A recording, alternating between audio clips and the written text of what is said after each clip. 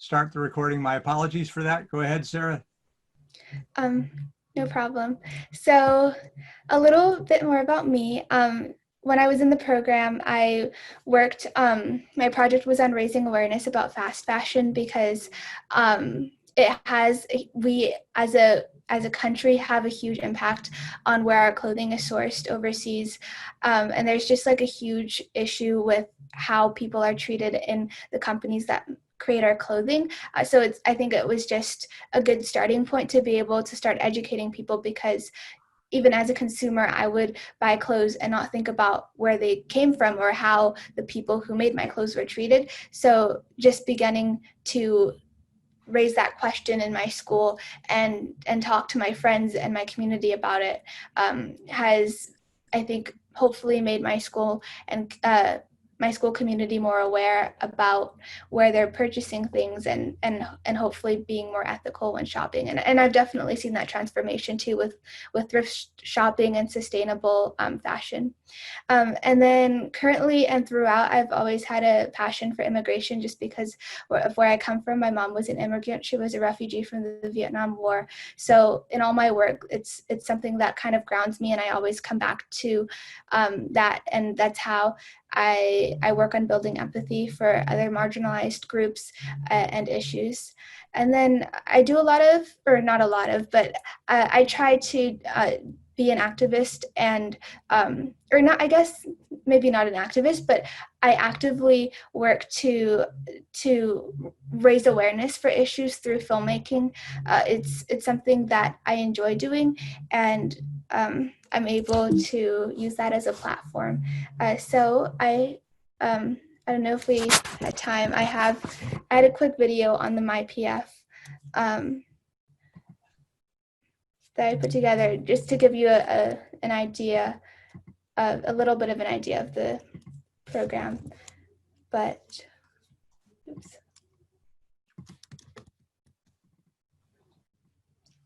Probably should have pulled this up before.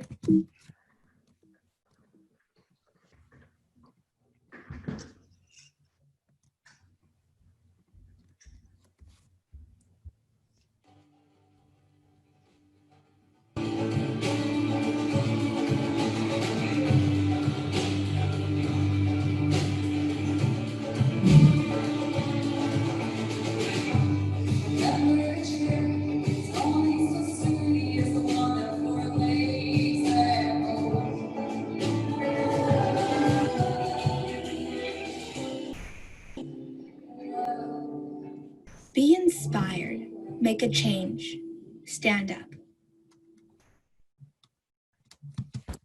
So that was just a little video showcasing the MYPF and the wonderful work that it does. And then one of, you probably recognize, this is Jamie Margolin. She was a participant during the year that I participated in the program, and she's a good friend of mine. And she is going to college this year, but when she and I joined the MYPF our freshman year, she was incredibly motivated to become a climate activist and advocate for the environment locally, but also globally, like global emissions, advocating with Indigenous communities and such.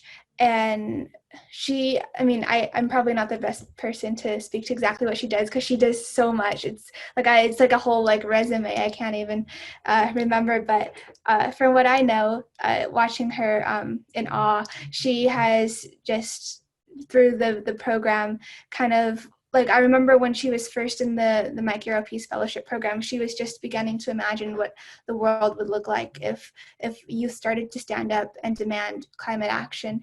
But she didn't really know where to start. She had just dipped her feet into the water and was wondering, how can I really make this something that government officials pay attention to?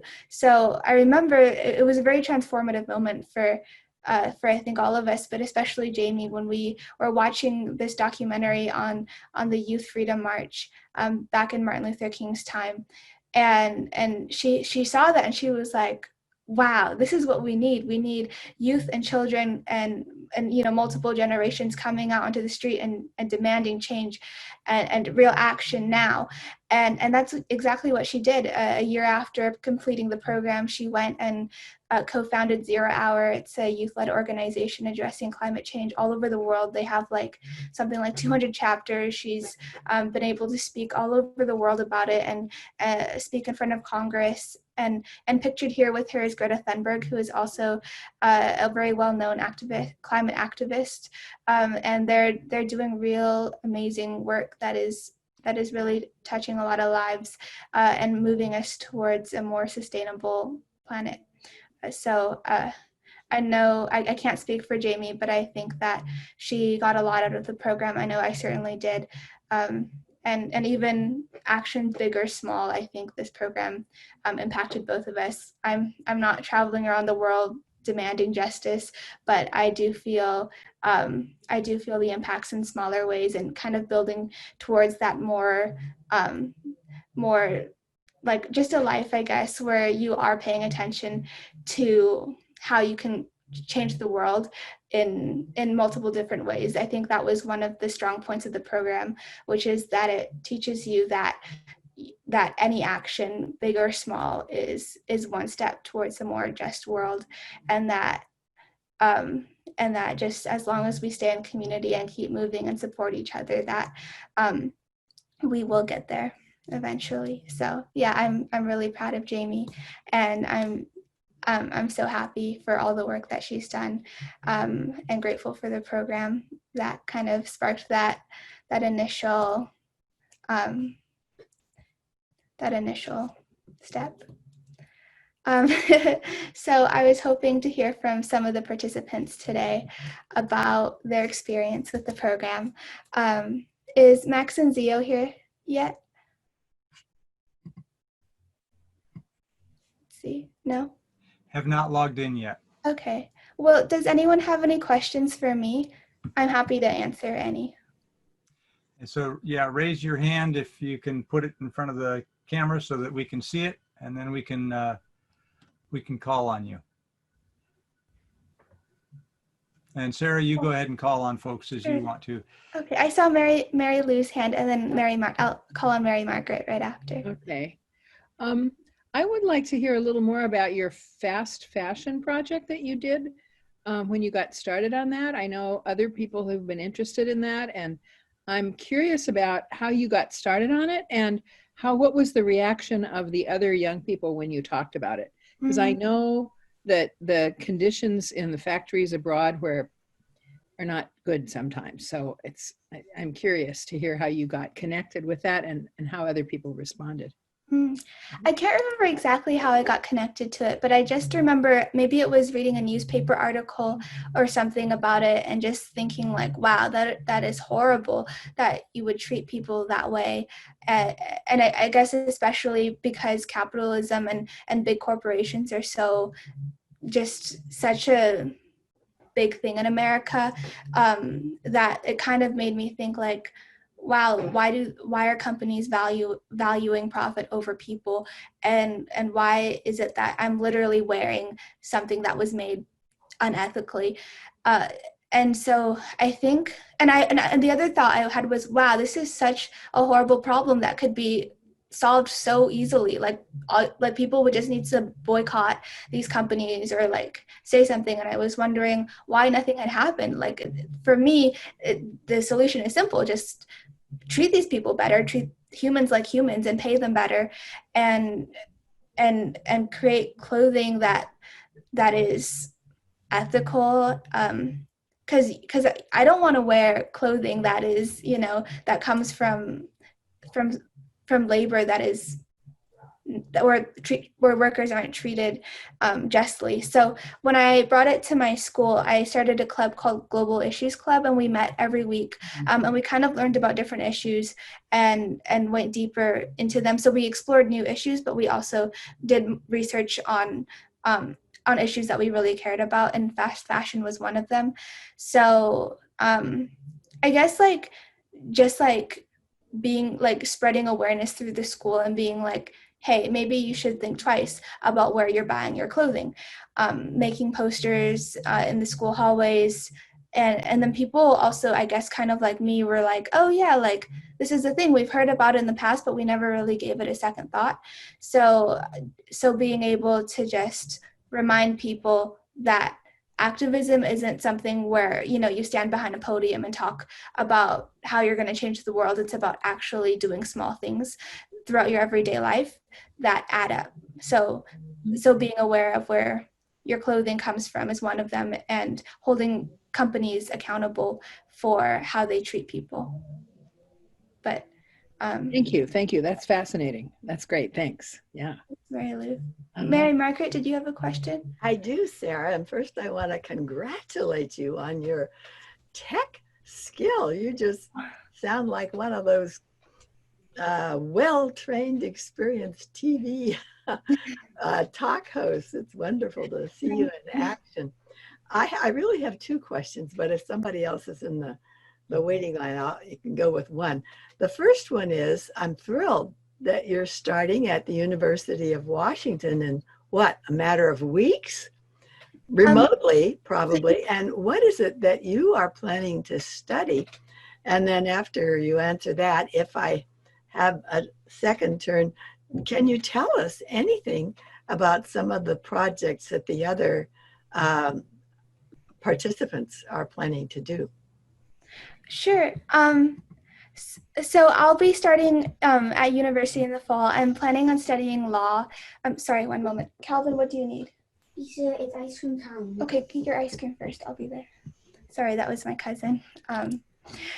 I'm hoping to study law, and I'm taking a law class and also a comedy class and a writing class. So many things to choose from. But I'm of course, I'm still just experimenting and exploring. I don't know what I'll end up in, but hopefully whatever it is that I end up in, I will be able to make a difference in. So maybe sociology, just something that works with people. I want what I do to matter. And then what was your second question? Sorry. Do you have any idea what some of the other Mike Yarrow Peace Fellows are centering on in their projects? Yeah, so it's actually really interesting. I'm really excited about this year's projects. I know one, Liana, she was supposed to come today, but her project is really fascinating. She's focusing on the prison the incarceration, the whole thing with incarceration and prison complexes, and she was focusing on a niche in it. Bruce and Janice, do you remember what it was? It was like punishment or something like that. It was very interesting with like psychologically too. Yeah, I think you might be thinking of Vanessa's project on mental health. Oh, issues. no, I think, or Mary Lou, do you remember? It was incarceration. Oh, In any event, we do have, Yeah. I can show people later on the FOR, the WWFOR website, we actually have pictures of each of the MYPF and the project that they're working on. So we will be updating that to give more details, but if you want to just go to www.for.org, you can see the MYPF for 2020 and the project titles anyway that they're working on. Yes, and Vanessa's working on mental health, and then we've got two teaming up to work on sustainable food and sourcing food, which is really interesting to me. And I'm sorry, one second.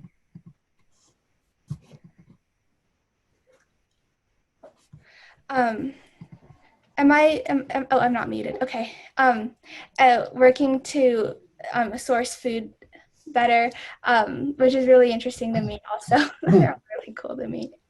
And also racism and environmental activism is also really popular.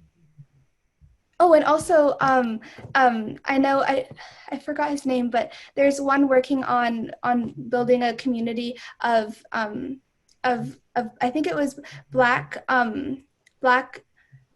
athletes in high school, to empower them to like come together and grow like physically and mentally strong, just because there's a lot of discrimination within the school system. So one way to combat racism is through empowering young men to really like, because it's really isolating. I heard him talking about just the experience of being Black and in America and growing up in that environment. It's quite toxic, and many Black men can feel very isolated. So just like having that community to come to is really important.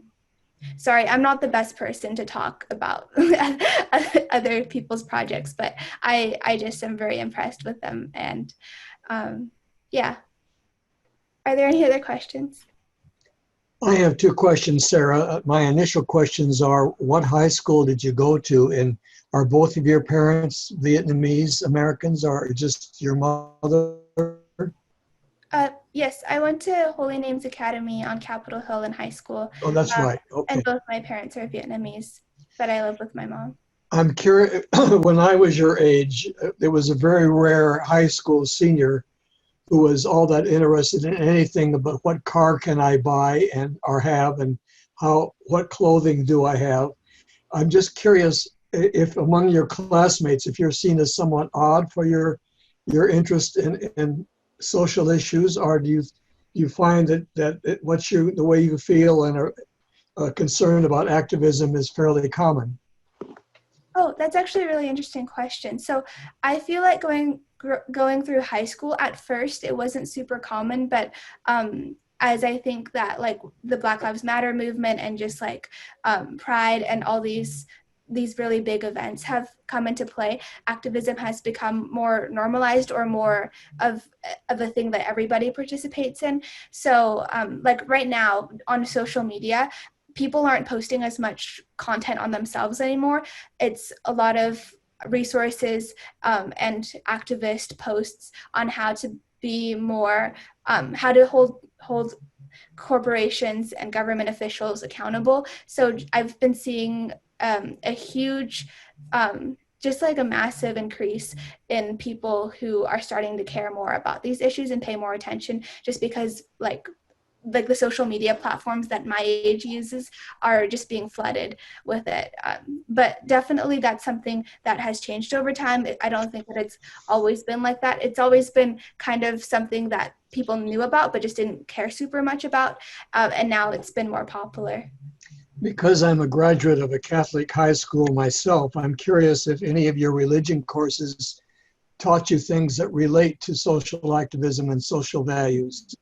Oh, definitely. So we have to take a religion course every year, and in like morality and contemporary problems, we spent the year exploring different issues. Like we went through human trafficking and how the Catholic Church kind of supports and advocates for important issues in the community. We learned about we delved more into racism and concepts like that. And we had these conversations called, I don't know what they were called, but just like circles where we all once a month sat down and really talked about these issues. And so I think that was a really remarkable part of my education that I'm grateful for. And then I'm curious if through your parents you're become fluent in Vietnamese, and have you tried to relate to any people your age who are actually living in Vietnam? And Josh, I just want to say, appreciate the questions, but we want to make sure to give other people an opportunity. So you've asked several in a row, but and they're interesting. Go ahead, Sarah, and then let's just check to see if we have other questions from other folks. Okay, sure. Not much. There's not many. My school wasn't super diverse. We were pretty diverse, but not that diverse. So I know I haven't had the chance to connect with any other like Vietnamese youth, but I'd love to. It's something I'm passionate about. Thank you for all the questions so far. Ellen? Yeah. Hi, Sarah. Hi. I am wondering, you already mentioned that you and Jamie are close and you went through the program at the same time. Yes. And you continue to be close. I'm just curious, based on my experience from the older version of the program and how much people have continued to stay in touch with each other, what your experience has been both for you from 2017 and sort of since then with other cohorts, whether people have continued to support each other and work together, both during the year of the program, but also afterwards. Yeah, so thank you for your question. I've been thinking about this actually. So Jamie and I, we went to the same high school, so that's how we were close and we were friends. We don't talk as much anymore just because she's been busy. And of course she gets a lot of like texts and calls every day from all the work she does. So she's constantly busy, but we still keep in touch, which is nice. We check in with each other every once in a while, which I think is the cool thing about this program. It kind of like gives you something to continue talking about. And then my Eve Chinea, some of you may know her. She is also a really good friend of mine, and we did the program not in the same year, but we've come back and helped like this past year and this year, and she is just amazing. We connect on so many levels. She's just amazing, like with activism and just as a person. So we call every once in a while too, and it like even though we go for stretches of time without talking, when we do talk, it's like we never like we just pick up where we left off, and it's amazing. And I think that's how friendship should work. You don't have to talk to somebody every single day or see them every single day to keep in touch. You just have to like make sure to keep thinking of them, and when you do talk to each other, just make that time. And then with other people in the program, those Jamie and Eve are the two that I keep in regular touch with. But I remember Komal Pridai reached out to her a few weeks ago, and I was able to check in with her, and it sounds like she's doing well. And even though I don't regularly communicate with the other participants, I know that if they ever needed anything, or if I ever needed anything, we could reach out to each other and be like, hey, we're working on this project. Do you want to support? So I think that the community is pretty strong.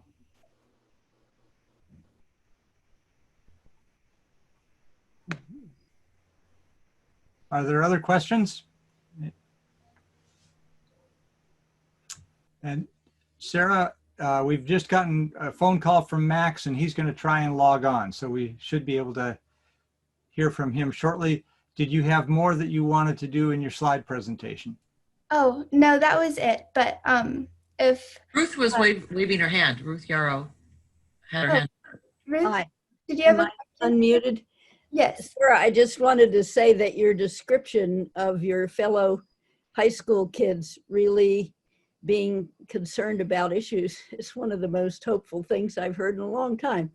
That may be, you know, what saves us all. I'm looking at all of us, and we have a lot more white hair than when I left 6 years ago.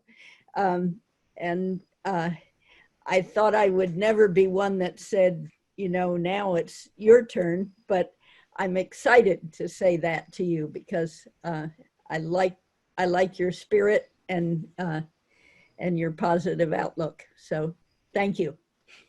Thank you, Ruth Yarrow. It's so good to hear from you as well. And yeah, I definitely, it's so hopeful seeing this generation being more mobilizing to make change. Like, I don't know if you guys heard, but like the new app TikTok, it's very popular among youth, and this is really funny, not to they were like, yeah, just they've just done so many like different political little political things. Some of it's kind of funny, but a lot of it does really bring attention to people who usually don't pay attention to issues in their community. It really raises that awareness, even like in a fun way. Hi, Max. Mike Yarrow would be very happy to hear that there's humor involved, because to him that was really important. And as you say, it gets through to people. So hooray. Okay. Thank you, Ruth. Yes. Also, Max is here. Is Zio here as well? Zio couldn't make it, but she told me to tell everybody she says hi. Cool. Hi. Welcome, Max. Everybody, Thank this is Max. Do you want to give an introduction? I'll let you introduce yourself. Okay. My name is Max. I'm 25. I got introduced to FOR for the first time after attending the James Lawson Institute. And I do I'm a region young men's leader in SGI Nichiren Buddhism, and I'm seeking ways of getting involved in nonviolent work. I feel very inspired by the work that's being done and see this as really the only viable way forward. So thank you guys for having me, and I look forward to the meeting. You can say more about the program. Thanks, Max. So yeah, we've just been having a Q&A about the program. Does anyone else have any questions for either me or Max? Or What's SGI, Max, the organization you mentioned? Yeah. SGI is the Soka Gakkai International. It's a Buddhist movement for education and world peace. Yeah. Yes. Thank you. Janice, did you have something to say? I was just hoping, hi Max, good to see you. Would you talk a little bit about the training program and also the training for trainers program, and you've had a number of different ideas about things that you've wanted to do. I don't know if that's changed as you've gone through the training program, but love to hear your thoughts. And that's to Max. To Max. Yeah. So I just completed the Mike Yarrow Peace Fellowship along with Sarah, and we were encouraged to brainstorm and think through our own individual projects.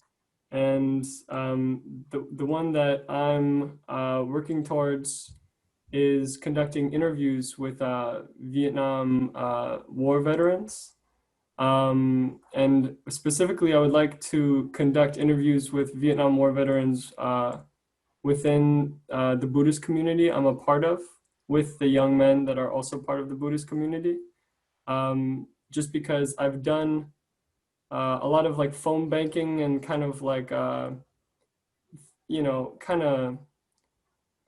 remote things, trying to change people's opinions, but recognizing that I belong to a community and I have an actual impact in the community I belong to. So getting more involved in my own community, and to kind of preserve the memory of war and pass down hopefully those lessons so that we don't need to repeat them. And largely to get the youth in my community connected to the older members, who we call many treasures, because they've collected many treasures of the heart. So if we could benefit from the wisdom of the older generation, I feel like it would instill a lot of hope, where I think there's a feeling of kind of loss of direction and a little bit of isolation at the moment. Yes. Can you also speak to the program? We added on this training for trainers program. I think people don't know a whole lot about kind of what we're doing. So we did 40 hours on Zoom, for example, and then the connection to the URI training. Yeah, so we did a lot. It was kind of, Bruce described it, he forewarned us that it would be like drinking out of a fire hose. But after having done the James Lawson Institute with like 12-hour days and working lunches, it was okay.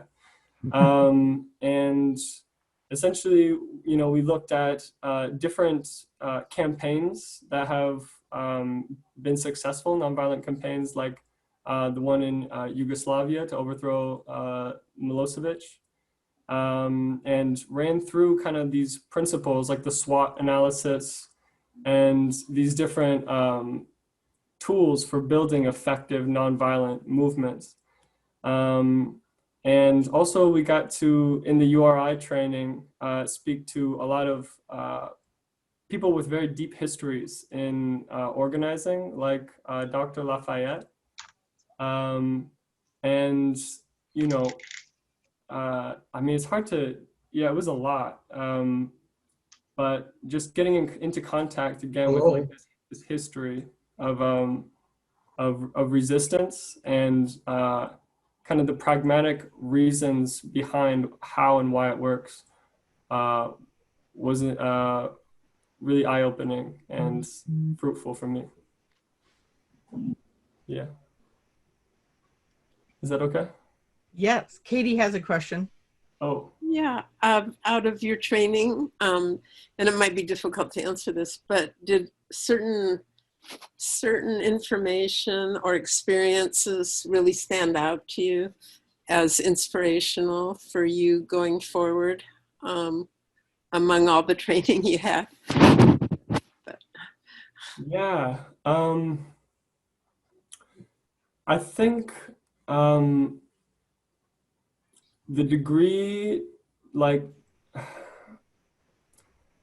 I mean, this is a weird one, but like this stuck out to me a lot was Dr. Lafayette was talking about songs, freedom songs, and how, you know, the songs for the movement, for the leaders of, they were the evidence when people began to make up their own songs about the freedom movement. That's how they knew that like the movement was inside them. You know, the movement was inside them, that they would like fight, you know? And just about like, you know, there's a lot of strategy, and I've been a part of like a lot of, since James Lawson Institute, I've been a part of a lot of like strategy kind of groups of describing the strategy of nonviolence.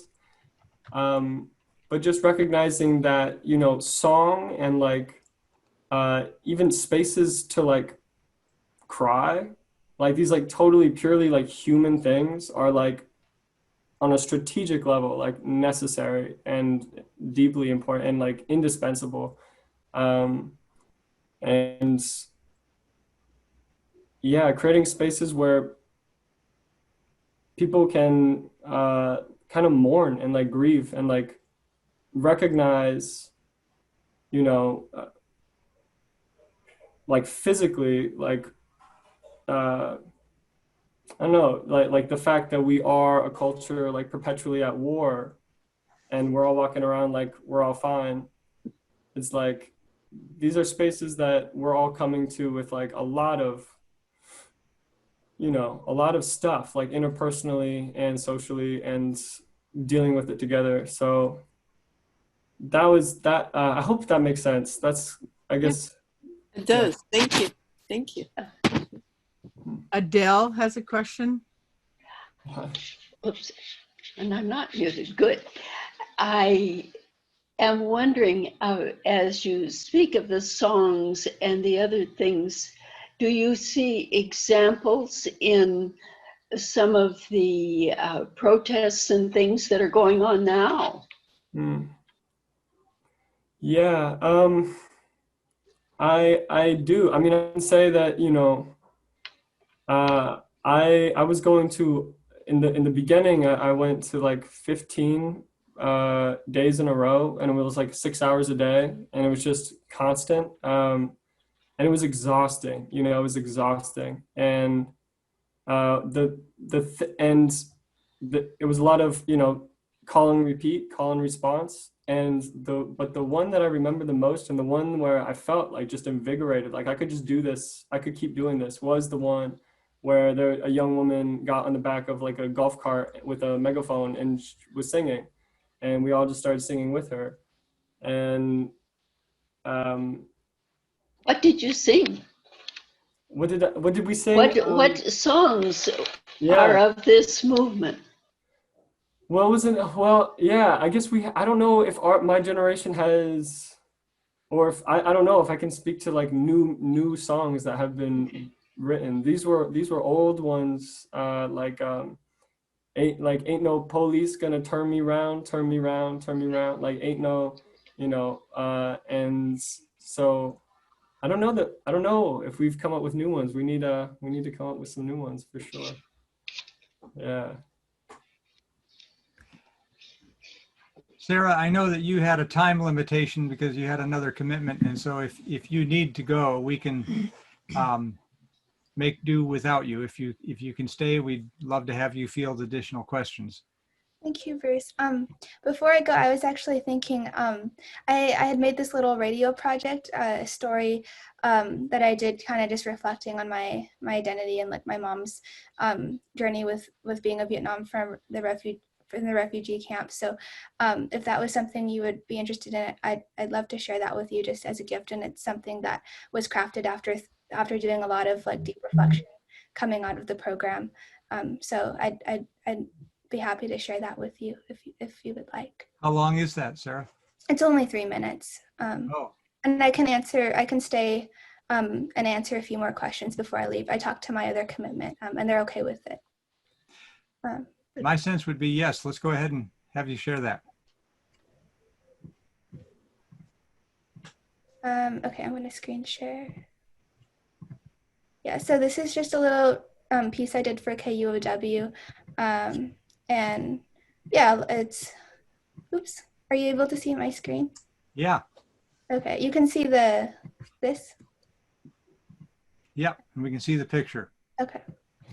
At just 8 years old, Sim Pham Are you able to hear okay? Yes. Okay. became a refugee of the Vietnam War. Her parents put her on a small boat where she spent 10 days at sea and 6 months at the refugee camp in Malaysia. Decades later, her daughter Sarah Pham explores her mother's diaspora through poetry. Mama, can you tell me the story of your escape from Vietnam? It was shortly after the war, It was 1980. and my parents, who are your grandparents, decided that they would go ahead and let me go first without them. You were 8 years old. And we were in a small dark room. Ba, your mother was sewing gold in your shirt seams. Oh, your father was in shadows pushing freedom up by its shoulders. To give me a future is to take that risk and put me on that boat. So when the communists started building concentration camps out of sandcastles, you ran to ship, afloat in Saigon ashes, sang Vut Bien Si songs in tropical storm, tossed boat and identity into same belly. Mama, how could you still love water after swallowing an ocean of trauma? I think when I was first on the boat and in the storm, the cold water at night flooding through the boat was terrifying. But there was a moment during the boat trip that I was able to come up to the surface, and there I could see dolphins swimming. They say dolphins are lucky. So when currents pulled you far from home, refugee camp in Malaysia, you learned to swim between fault lines of seawater and soul, became courageous girl gazing at the horizon. The sea is beautiful in that when I was at camp, I would look out to the sea and knew that I wouldn't be stuck here forever. And it was hope because I knew that on the other side of the sea was where my parents were, and that one day I would be able to see them again. Even when alone, sea cradled your hurt, you holding on to sea glass, your laughter brushed ashore, swimming into sunset. You knew only this: love survives. Just as the sea has storms and huge waves, but if we're able to harness that energy and ride like the wave riders, the surf riders, we can come safely to shore and enjoy that ride. So here, floating on salted waters, above shadows, in the places where freedom sails, I find my mother. Here, where sea meets shore, trauma and resilience converge. For Radioactive, this is Sarah Pham. Oh, wow. So I think the perspective of resilience is something I think that this program really highlights, and just like being able to reflect on identity and trauma, but also being able to. Sarah, you're going to need to increase your volume. Oh, yeah, I just, yeah, that story came from just a lot of reflection on my own identity and and path with my family. And I think resilience is something that the program has really taught me. So, Sarah, can I ask you one last question? of course. Which is, you've been to several different, you've been assisting now as a trainer several different times, and you've seen different kinds of training. You've seen us at CBEC, and you've chaperoned at CBEC, and how was this year different? And would you also speak to the Training for Trainers program? Yeah, so I mean, obviously this year we're online, so that aspect is very different, and not being able to go to CBEC, which I mean, CBEC is great. I love it. Sarah, see if you can get a little closer to your microphone. For some reason, your volume has dropped but after the podcast. Oh, okay. I think maybe if you guys, did you turn down your volume when the podcast came on? Because I didn't change anything on my end. Can you hear me now? It's better. Oh, okay, cool. Yeah, thank you. Well, besides everything being virtual this year and not having CBEC, I think that, like, of course, like with any program, it's gotten better as we've improved different things over the years and seeing what works and doesn't work.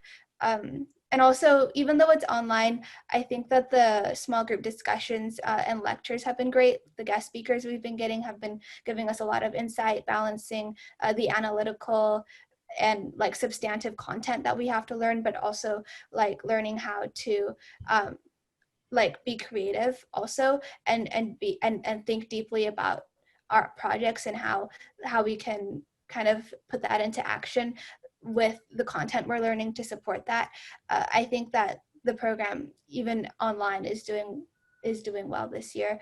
And I'm very happy that we're able to continue to support these activists remotely. Thank you, Sarah. Thank you. And it looks like Bert and Katie have one more question. No, I was just saying thank you. All right. And Bert, did you have a question, Bert?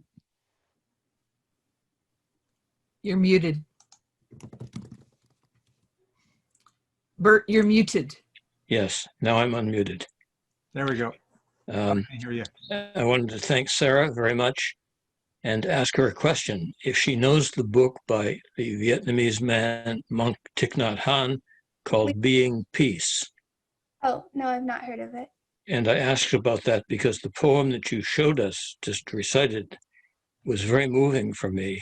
And there's the poem that this Vietnamese monk wrote about the Vietnamese boat people that for 30 years has stayed with me. It just come up again in my life. And the power of poetry, and particularly of this monk who speaks from the Vietnamese Buddhist perspective, that's for Max to know also, is wonderful. And I would recommend it very highly for people. Thank you again, Sarah. Thank you. Thank you, Bob. Were you at CBEC with Kazu Haga and his group of trainers? Yes. His new book is another thing that I would recommend to people, to you and to Max and to young people like myself. Young people. Could you put that in the chat? Yes, I will. I'll do it right now. Every student got a number of different books, and that was one of them. Which book was, Janice? Kazu Haga's new book. Oh, okay. And it's still be good. Sarah, I want to be sensitive to your time, so if you need to go, we can. Thank you, everyone, for having me. It was an honor to speak to all of you, and thanks for your patience as I kind of ramble. But it was so nice seeing all. Thank you so much.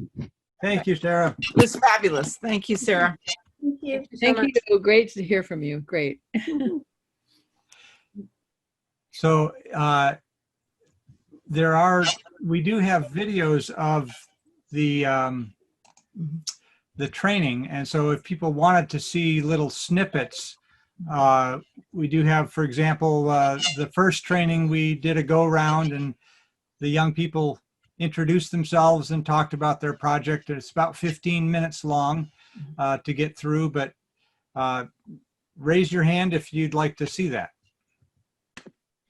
Sure. All right, well, I think that's enough folks that I'll go ahead and share my screen and try to get that up for us. Is Max still here? Because Max is still here. maybe he could speak to Janice's question about the training for trainers if we have. I guess we'll have to go. The video's starting, so Okay. you will notice at the end here. You notice that Emma. Well, I guess you won't notice Emma. So we had the FOR. What's her name? Director Emma. Jordan Simpson. Jordan Simpson. Emma Jordan Simpson spoke to the group at the beginning. But we're not going to see that, I guess. That's fine.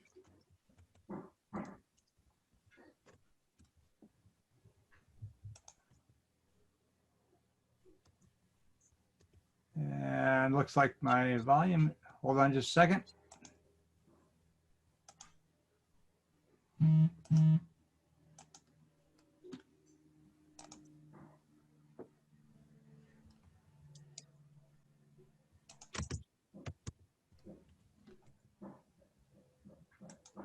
So if you could share your name, your preferred pronouns, and what's an issue that you care about and why.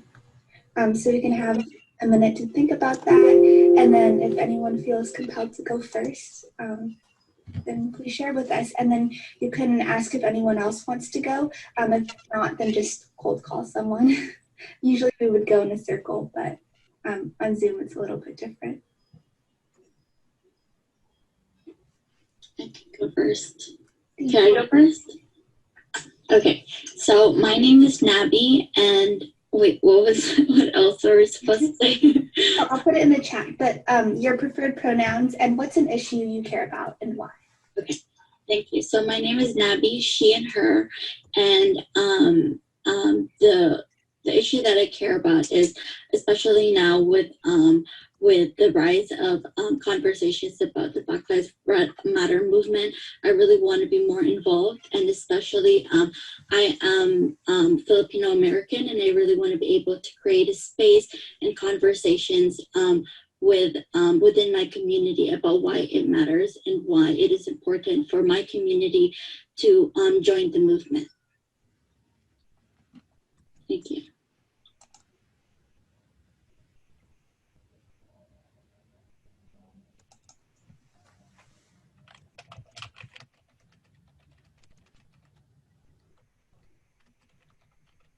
I guess I can go next. My name's Louisa. She, her pronouns. An issue that I really care about is like voter registration and ending voter suppression, because like that issue touches everything else that I care about, like women's rights, climate action, climate justice, and racial justice, because if your voice is heard by the government, then nothing is going to change. And like going on strikes and attending rallies, like all of that is really helpful, but also voting is essential. And it doesn't fix everything, but if you can't vote, then your voice isn't going to be heard by your representatives.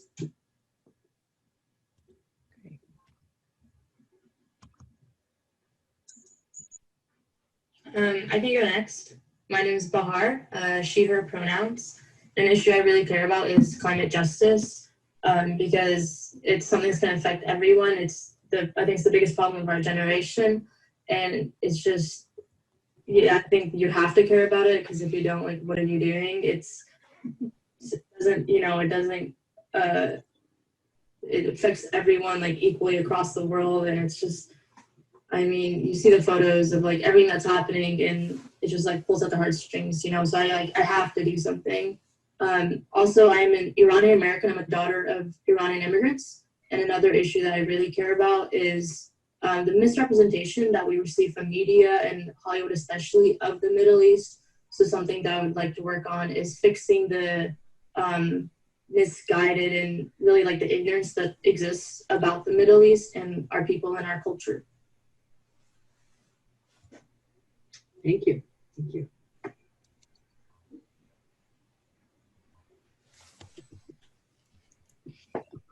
I'm Noelle, she, her. An issue I really care about is food issues or food sovereignty, because I think it is an intersection of many different issues, from connecting us back to the land to labor issues, climate and environmental justice, racism and classism and trade and indigenous rights and all kinds of different issues. And we all eat food and we're all part of this interconnected global system that touches many different aspects of our lives.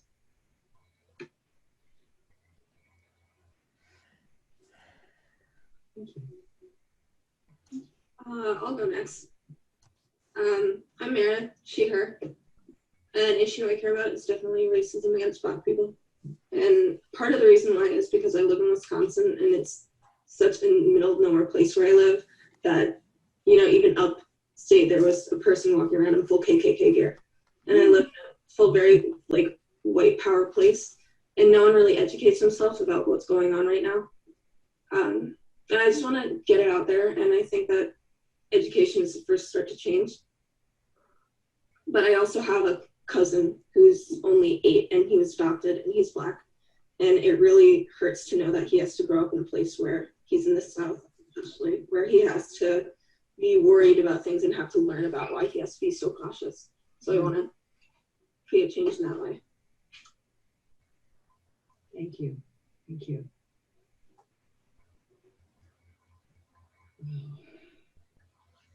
I can go.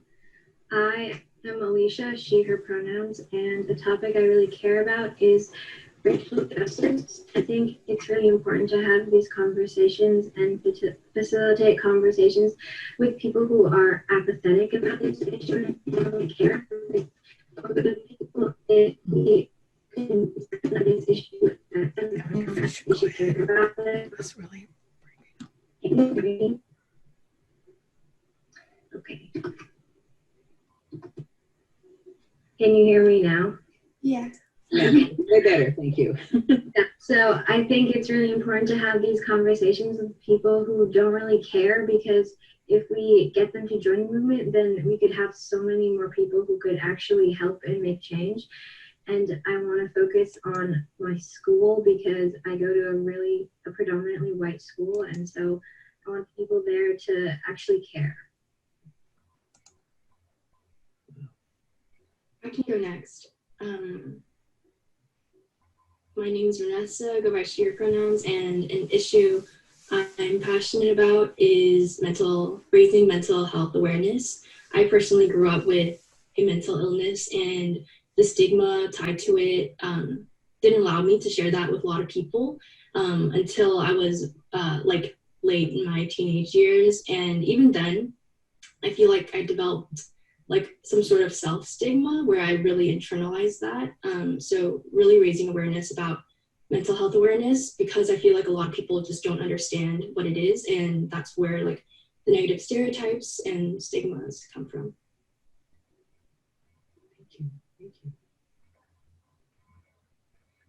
I can go next. My name is Riley. Again, I use she, her pronouns, and one of the issues that I'm interested in is environmental justice and how it relates to natural hazards.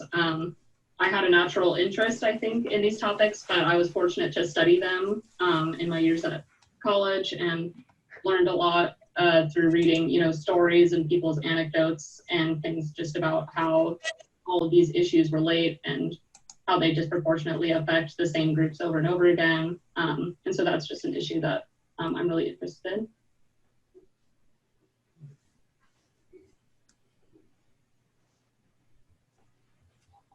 I can go next. My name is Kamaya, and I use she, her pronouns.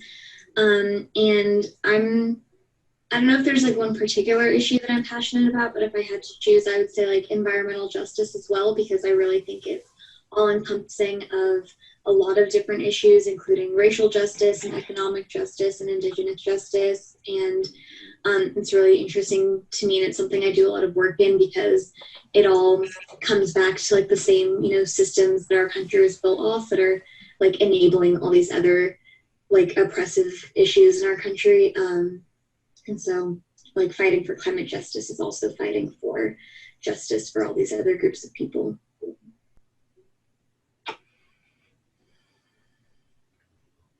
I'll go next. So I'm Liana, she, her, and the issue that I really care about is criminal justice reform, and so that entails like mass incarceration, rehab, over punishment, and forced confession.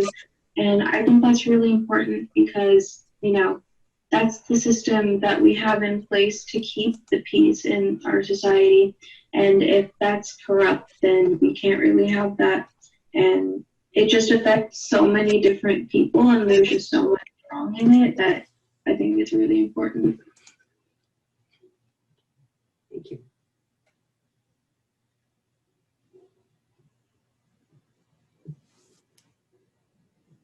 Thank you. Is there anyone else that still needs to go? Oh, I guess I need to go. Hi, my name is Noah. My pronouns are she, her. And like a lot of people on this call, I would say like the issue that I'm most passionate about is climate justice and environmental justice. It's just an issue that intersects with so many other ones, like Maya said, and like I do believe that it is like the most pressing issue because how are we going to fix everything else if we literally can't survive on this earth? And I'm also like really passionate about systemic change and recognizing the systems in place that are like, as she said, enabling all these issues and perpetuating them. So yeah.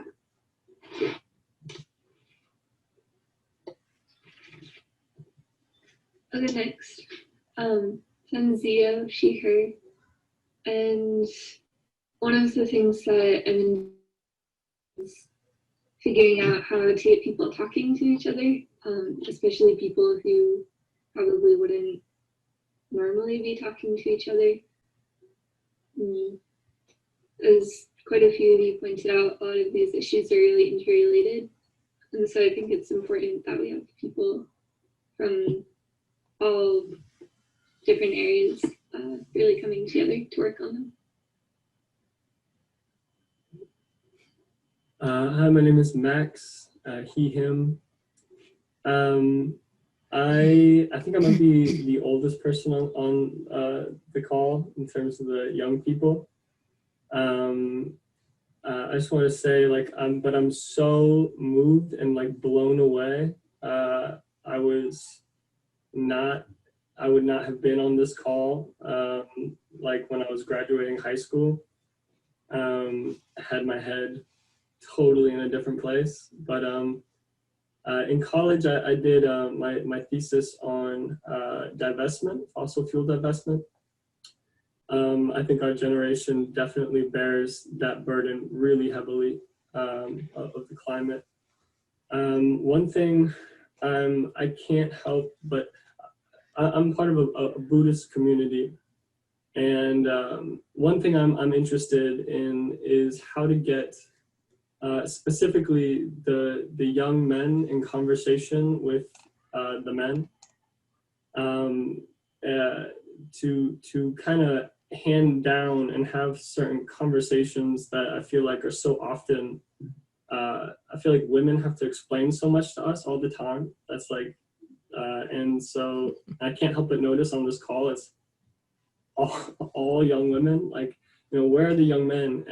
And so I'm interested right now in doing kind of group, and this is kind of the idea, is like group interviews with the elder members of my Buddhist community with the young men.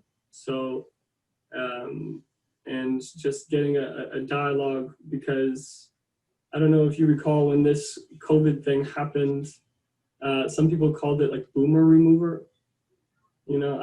So that, I mean, that is in this country, that's our relationship to the elder generation, and it's so tragic. And remedying that, I think, would be a good start. I can go next. Hi, my name is Lila. I use she, her pronouns, and the subject that I'm really passionate about is nuclear weapon disarmament. And I'm so interested and intrigued and want to work towards, making this happen for our Earth because just of all the threat and destruction they pose on the world. We've witnessed them from Hiroshima and Nagasaki, and I just really think that our world should be able to face conflict with a conversation instead of a bomb. Thank you. Thank you.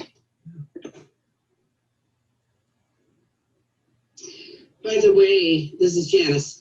By the way, Max, and everybody, there were 4 more guys that were accepted in the program, and I don't know where they are. We're going to try to track them down and find out. So yeah, I've been texting them. So Eve and Sarah, I think there's a little bit more time. Why don't you go ahead and introduce yourself again?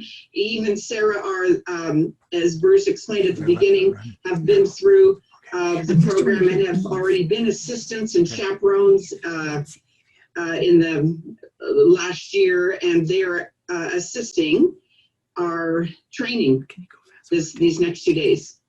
So why don't you go ahead and introduce yourself?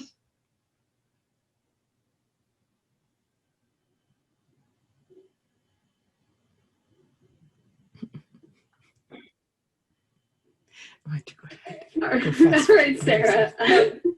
So I'll let you close it out. So as you all know, I'm Eve Shania, she, her. Back in the day, the issue that I came to MYPF with wanting to take on was rape culture. And that became a project around consent education. And that's a longer story that you'll get to hear later on. So I'll just say since then, I've also done a lot of work with voter registration and generally talking about why conversations around politics and religion and all of these kinds of more controversial topics shouldn't be taboo and things like that. I think we should stop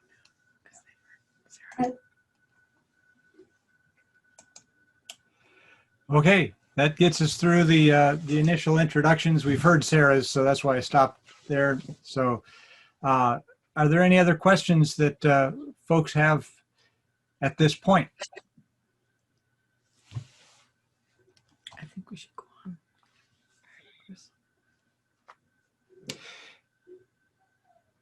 on. Elaine and then Bert. And Elaine, you go ahead and unmute yourself.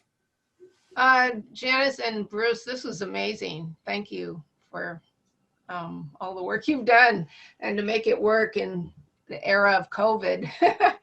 You were very brave to forge ahead.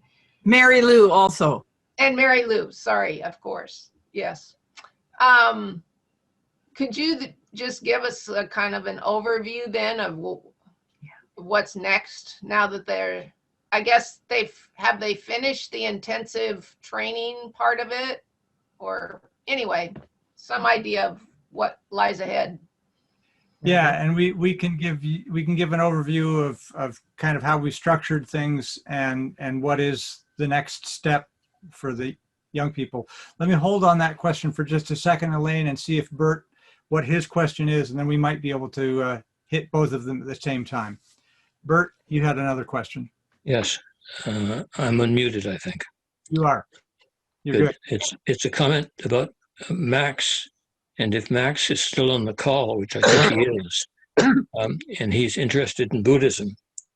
The book that I mentioned earlier when I was speaking to Sarah more than anyone had to do with the Vietnamese monk Thich Nhat Hanh and his book Being Peace.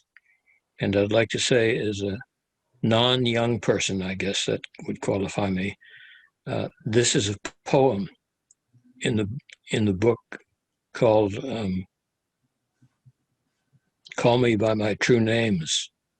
And that poem I first read 30 years ago, and I've been thinking about it and dealing with it and the consequences of it for those 30 years. I think it's a very important message from a Buddhist perspective. And if you aren't familiar with it, or I would say at least for one person, for me, it's been very influential in my life, a seminal book. So Bert, I'm gonna use you as an example. I'm gonna teach an old dog what might be a new trick. We were looking for questions, and so that was a comment, but it was a comment directed to Max. And in the digital age, the chat box is actually a wonderful way to give an individual that's also on the call a message that goes to them rather than taking up the group time.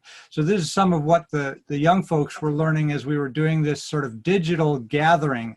I mean, if you were in a in-person group, you wouldn't stand up and just shout across the hall or across the room to one individual and have a conversation. In the digital realm, we do the same thing. So if you go to your chat box, you will notice that right above the chat box, it says everyone. That's the default. But if you click on the down arrow next to it, you'll get a whole list of the participants, and you can actually identify a specific individual that you want to give a message to and just send them a chat message, and they're the only ones that see it. So you could send that tip to Max, and he then has a written record of it. He doesn't have to remember it. So just an advantage of the chat. Thank you. Let me go go write ahead. it down though, Bert. Thank you. I did write it down. Yeah. It's in the chat also, Max. And Bert, you're right on top of it. There we go. All right. Old dog, but he already knew. Mary Lou, let me give you an opportunity. Elaine asked a very good question of sort of the overview, and I can screen share to show the overall agenda that we had for the core training and the evaluations that we got. I mean, we can show a number of things with the screen share, but let me give you an opportunity to see if you can answer Elaine's question if you want. Okay. Well, it's our goal to stay in touch with these young people over the course of the year, or till June. So it's kind of like the school year, and help them with their projects. So one of the things we hope to do is I'm going to call. We're calling some of them and seeing what kind of mentors we might connect them with. That's one thing we're going to do. We have a few students who missed some of the trainings or missed a lot of the trainings, and we're working on how to help them in some kind of way, even if it would be not in the full participation in the program, since they missed a lot of the training. We did have a system for people who missed it because it was all recorded. And so if they miss a session, they could listen to it and write us a little paragraph about what they learned. And that way they could still catch up in that way. So that's part of what we're hoping. And then the other thing that we want to do are webinars, maybe once a month over the course of the year. Maybe some of them will be led by the young people. We're trying to get some of them to step up to that on particular topics that are interesting to them. We have one, Sarah actually did a very nice little piece on public speaking in the workshop. And so we might do a whole session of an hour on public speaking, practicing public speaking, for instance. So there might be some more specific things around tactics and strategy of campaigns, or how to work with groups.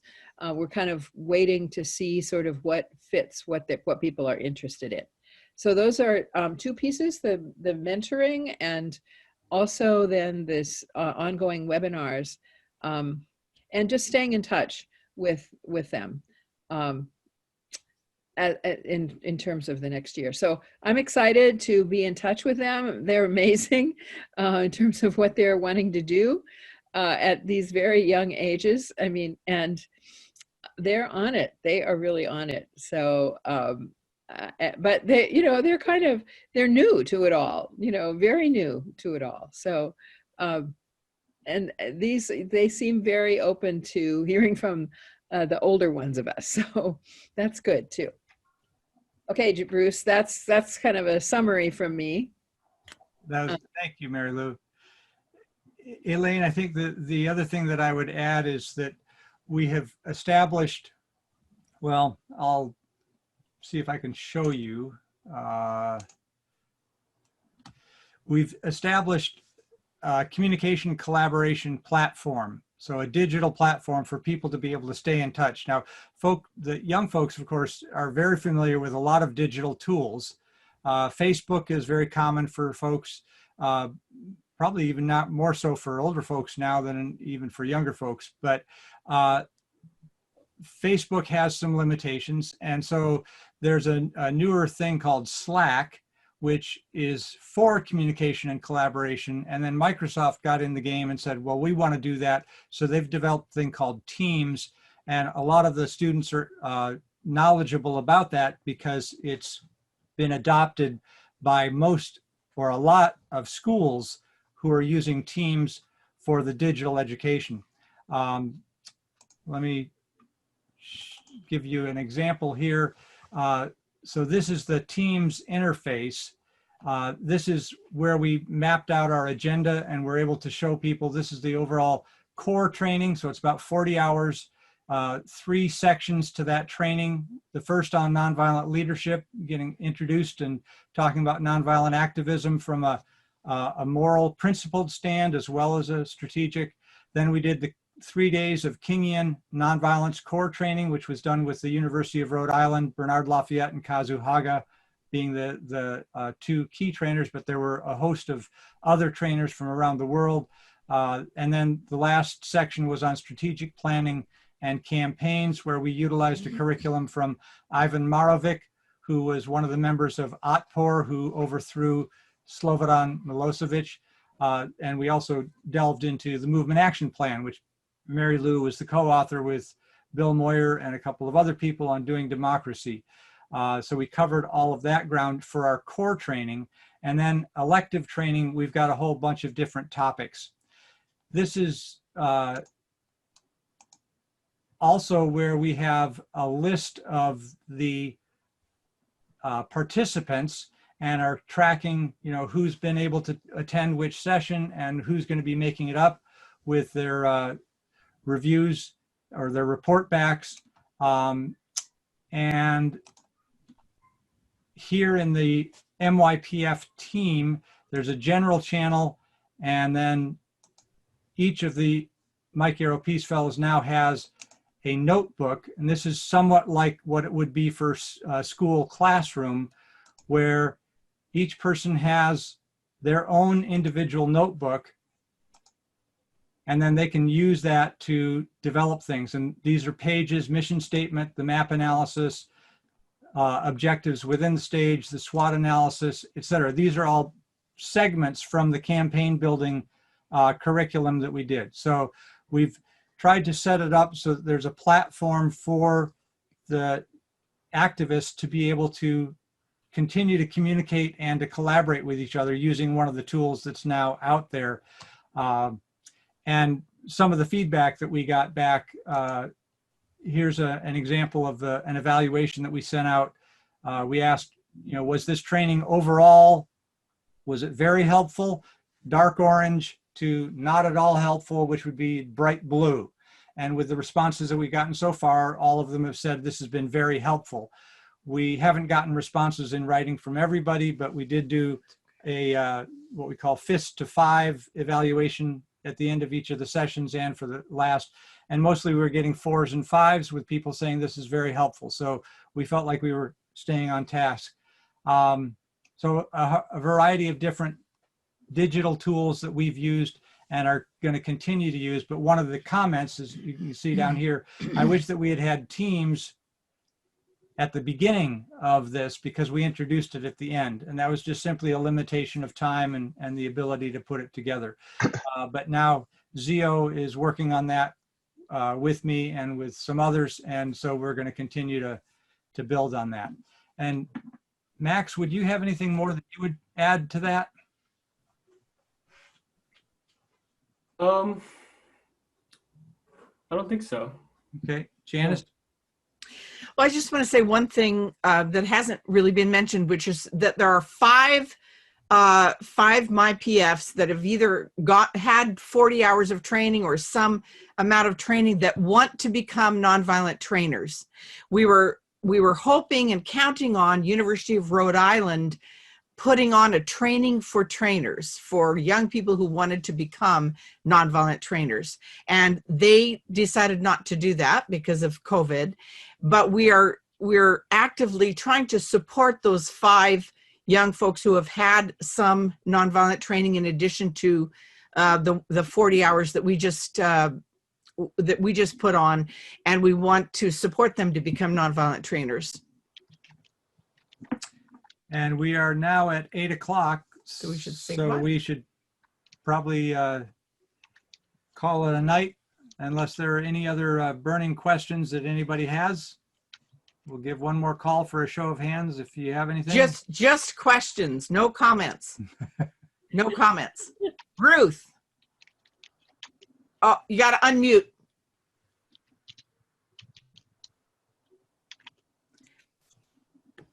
How are you going to get more young men like Max?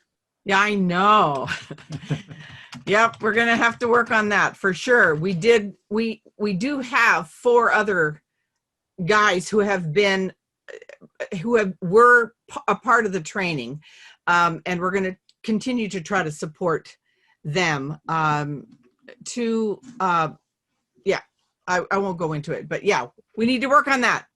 If you have any ideas, let us know. Mine are too far away. Okay. And also, I just want to, since you're on there, I just want to say thank you again to Ellen and Ruth, who again just put in, and Mike, who put in so much time in developing this program. Thank you, thank you, thank you. Yeah, yeah. Especially Ellen. Yep. Yes, Yeah. especially Ellen. Yes. Good night, y'all. So good night. Fist to 5-0. If this was not that helpful to you, not that educational, not that entertaining. 5 if you found it to be very helpful, very good. You appreciated the time. Give us a sense of where you are, how this fit for you. All right. Well, good to see. Thank you very much. And we'll bid you all adieu.